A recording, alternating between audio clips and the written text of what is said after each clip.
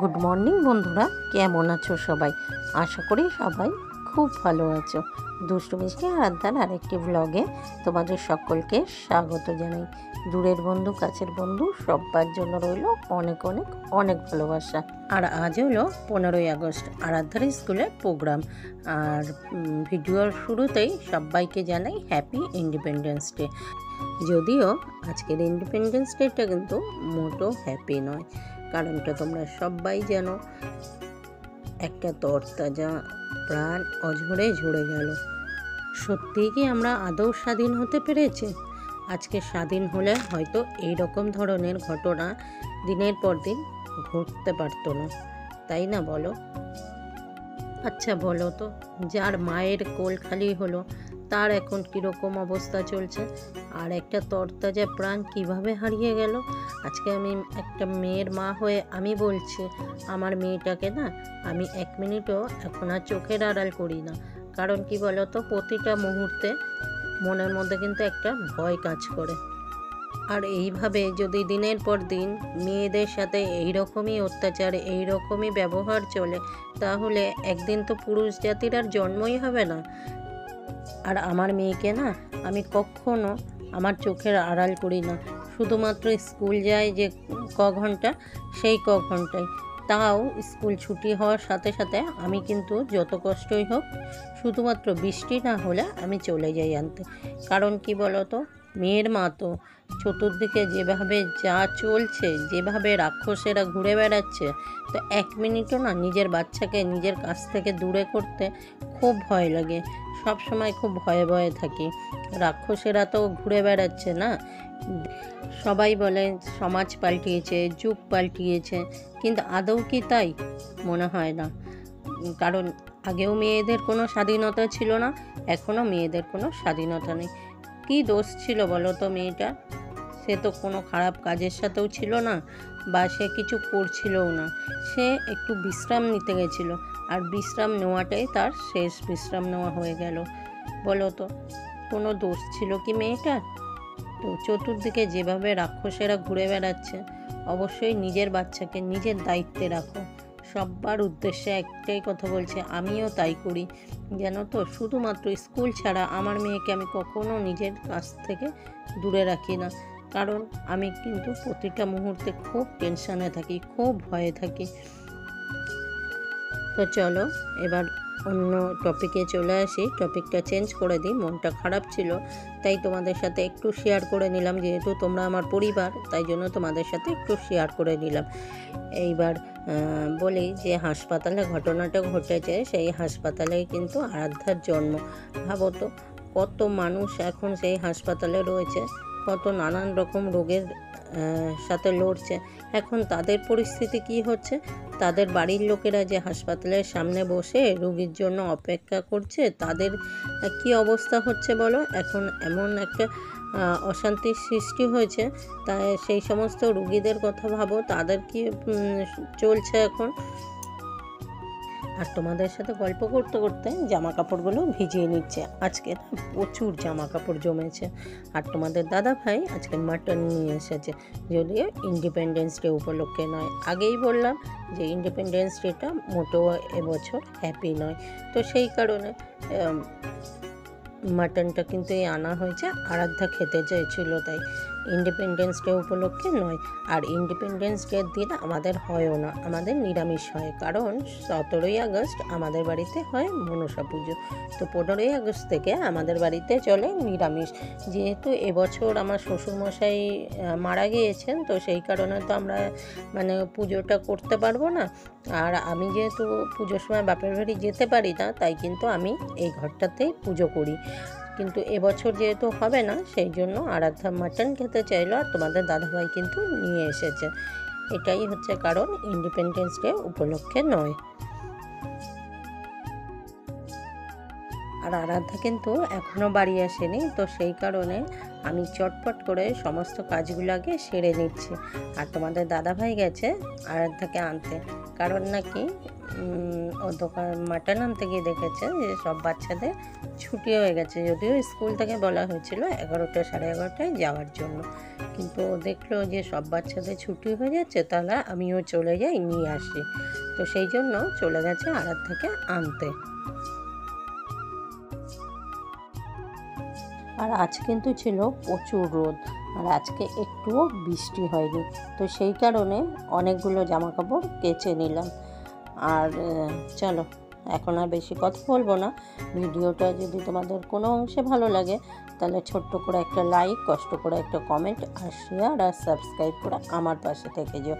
আর আমার যে সকল বন্ধুরা ফেসবুক পেজ থেকে আমার ভিডিওটা দেখবে তারা অবশ্যই পেজটাকে ভালোবেসে ফলো করে দিয়ে আমার পাশে থেকে যেও। আর চলো সারাদিন কী কী করি সেটাই তোমাদের সাথে শেয়ার করে নিই। এই হচ্ছে ব্যাপার। আর আরাধ্যার কথা তো এর আগের দিনই তোমাদের বললাম, প্রথমে বলেছিল যাবে না, তারপরে কিন্তু বলছে না আমি যাব। আসলে কি বলো তো, ও না সমস্ত রকম কম্পিটিশান বা কোনো রকম প্রোগ্রাম হলে ও কিন্তু ভীষণ আনন্দ পায়, ও সেগুলোতে পার্টিসিপেট করতে চায়। তো সেই কারণে প্রথম থেকে বলে যাব না, শেষে কিন্তু বলে না আমি যাব। তো একদিকে ভালো বাচ্চাদের এই মেন্টালিটিটা থাকা, আমি মনে করি খুব ভালো। স্কুলের যেহেতু প্রোগ্রাম, তারপরে স্কুলের কম্পিটিশান, তো সেগুলোই বাচ্চাদের পার্টিসিপেট অবশ্যই করা উচিত। তো আমার খুব ভালো লাগে ওর এই উৎসাহটা দেখে। আর আমরাও কিন্তু দুজনে ওকে প্রচুর এগুলোর জন্য মানে হেল্প করি, যে ও যদি করতে চায় আমরা কখনো বাধা দেই না, যে হ্যাঁ স্কুলের কাজে ভালো জিনিস তো করো, আমরা আছি।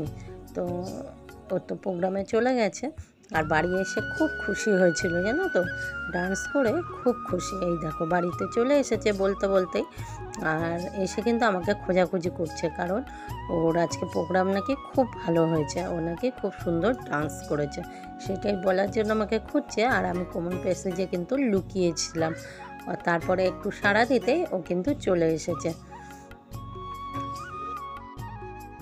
সমস্ত কাজ সেরে নিয়ে তারপরে চলে এলাম রান্না করতে। তার মাঝে আরাধ্যার একটা শর্ট ভিডিও বানিয়ে নিলাম। তারপরে রান্না করতে চলে এসেছি। আর আজকে তো বৃহস্পতিবার, এমনি সংসারের সমস্ত কাজ, তার মধ্যে পুজো দিতেও লাগবে আজকে অনেকটা সময়।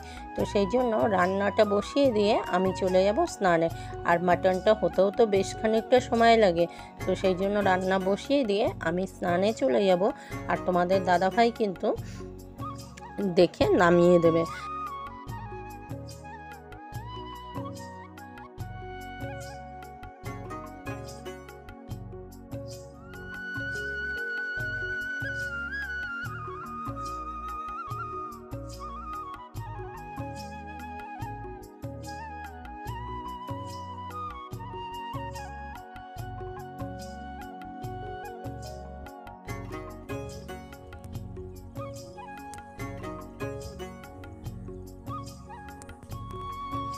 আর আজকে না তোমাদের দাদাভাই বেশ অনেকটা মাটন নিয়ে এসেছে জানো তো।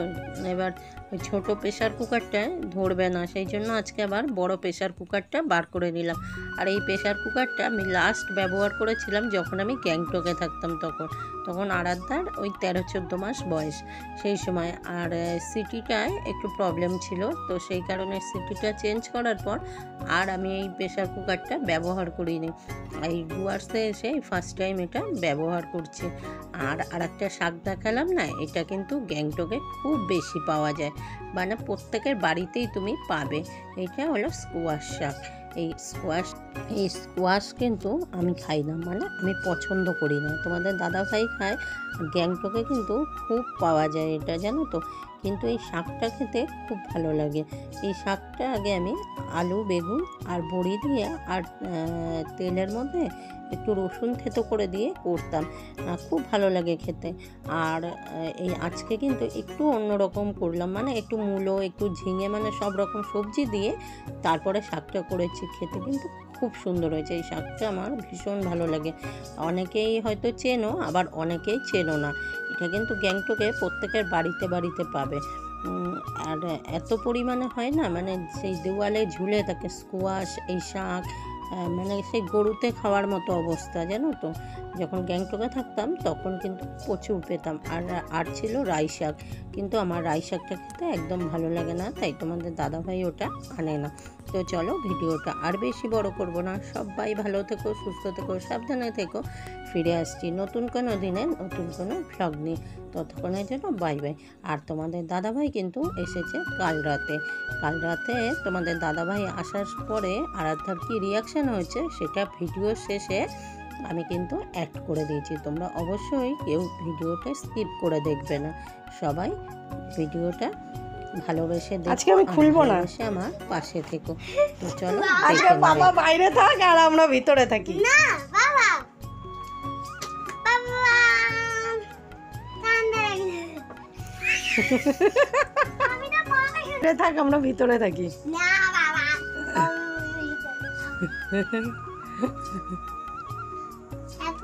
তুমি এইবার পড়াশোনা করছিলে? হ্যাঁ, হ্যাঁ ওই গলে ফ্যানটা অনেকক্ষণ চলছে। ও আচ্ছা। বাবা আমাকে এটা তোমার জন্য না আমার জন্য। ওগুলো সব আমার, রাখ। না এগুলো আমার জন্য, এগুলো আমার জন্য। এটাও আমি খেতে ভালোবাসি। না এটা আঙ্কেল চিজ আমি খেতে ভালোবাসি। ওইগুলো তো আমার জন্য এনেছে। এই বাদামটা আবার এনেছে, বিচ্ছিরি বাদাম ওটা, বাবা খাওয়া যায় না। আরেকটা বাবা, বাবা আর আমি অনেকগুলো ক্যাডবেরি আর একটা বাবা? আনতে পারতে। এটা মাম নেই, না আমি এটা আমার। না এটা আমার বাবা বেবে খুললে কিন্তু আমাকে একটা দিতে হবে, খাবো। বেবে বাবা একটা তোমার ব্যাস, দাও তো। বেবে বাবা একটা তোমার দাও দেখি। না বেবে। অনেক সালাম।